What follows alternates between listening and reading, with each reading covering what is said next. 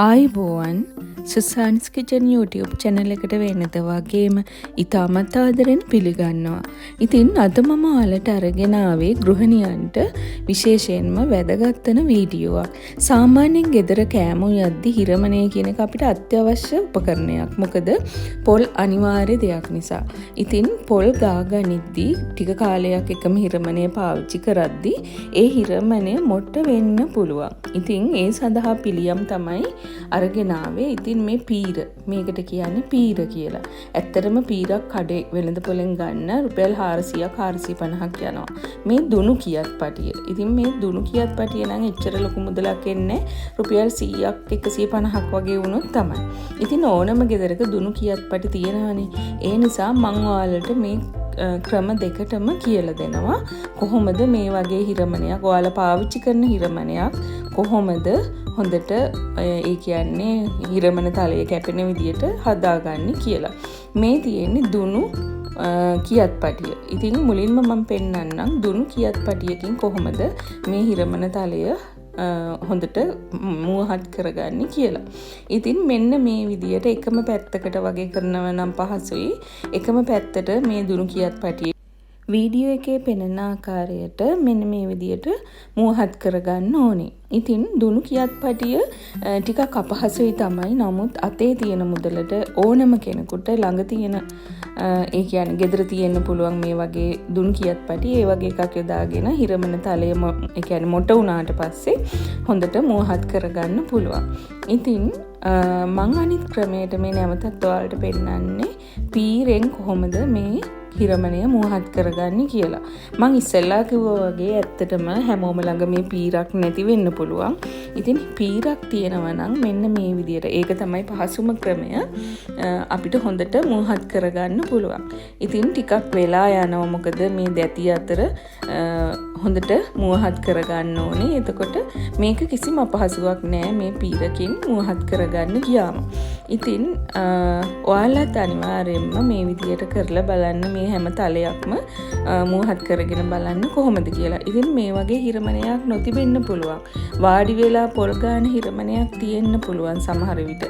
ඒ හිරමණය වුණත් අපිට මේ විදියට පීරකින් මුවහත් කරගන්න පුළුවන්. එතකොට පොල් හොඳට සිනිඳු කියන්නේ හරිම ලොකු කෑලි කැපෙන්නේ නැතුව ගොඩක් චූටියට පොල් ටික ගා ගන්න පුළුවන්.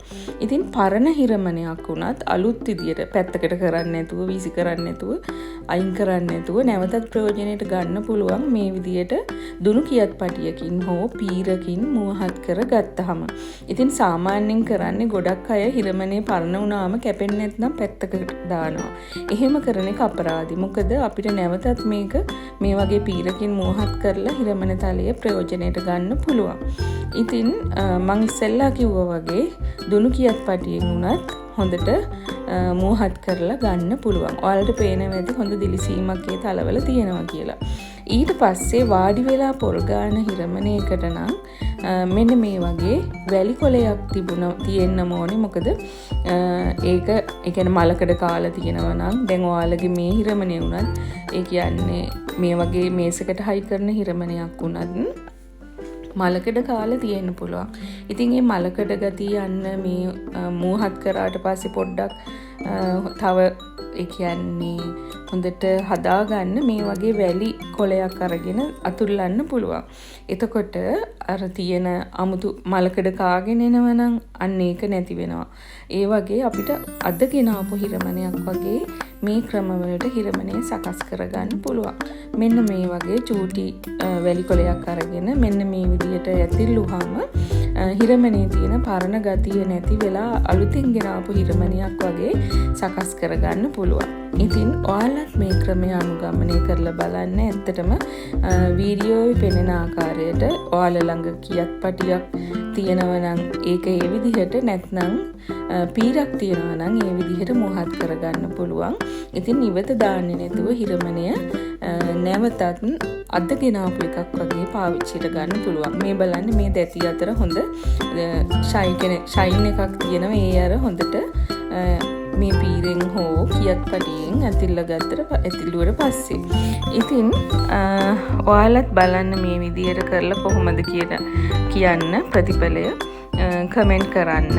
ඒ වගේම වීඩියෝ එක හොඳයි නම් ඇත්තටම ඔයාලගෙන් බලාපොරොත්තු වෙනවා ලයික් එකක් දායි කියලා මාව දිරිගන්වන්න. ඒ වගේම ඔයාලගේ වටිනා අදහස් දක්වන්න කියලාත් ඉල්ලනවා. මේ වෙන විටත් සබ්ස්ක්‍රයිබ් කරලා නැත්නම් සබ්ස්ක්‍රයිබ් කරන්න කියලාත් ඉතාම ආදරෙන් ඉල්ලනවා.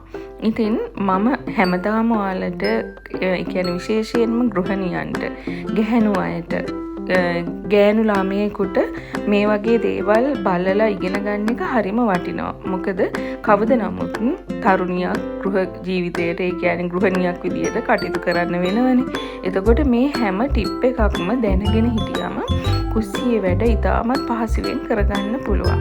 හැමදේම දැනන් හිටියම.